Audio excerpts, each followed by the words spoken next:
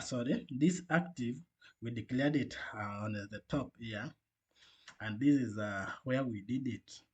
So we say const current index, set current index, and we are starting from 0. Current index is just 0.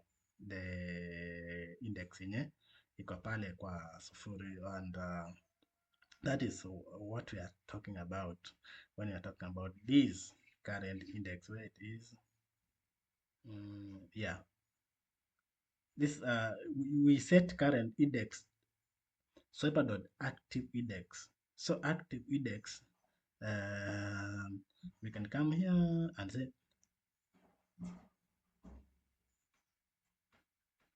set current, but remember this one is active index, not current one, and because this is model, we are using model, this one over here, so it has got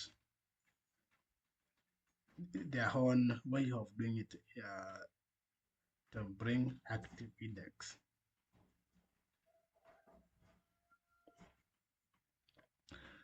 Now we have said that first on slide we have the function that sets the current index to active index yenye iko sasa, inaiset pale iko sasa, and it make it active. Then style, we style this web, and the style is swiper, styles.swiper.